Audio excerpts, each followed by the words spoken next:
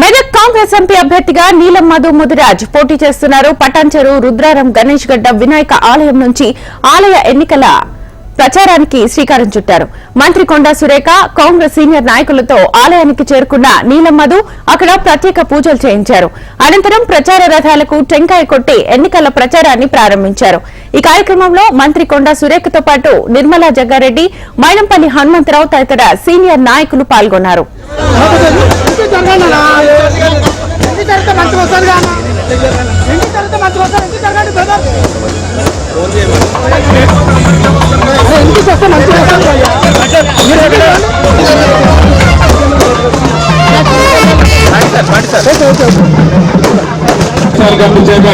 వెంకన్న గారికి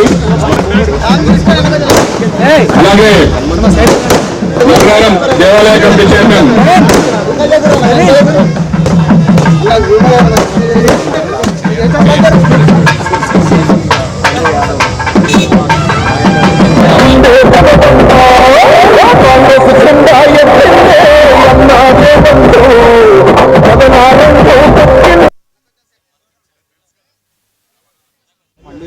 సుధాకర్ గౌడ్ ఇక్కడ పార్టీ అధ్యక్షుడు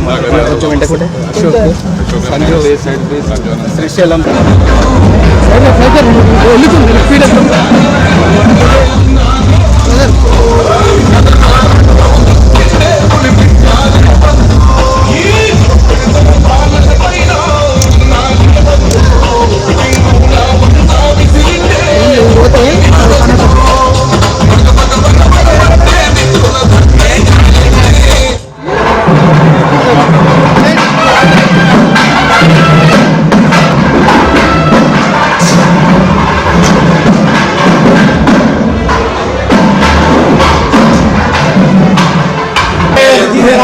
स्वामी दिव्य चरण सिंधु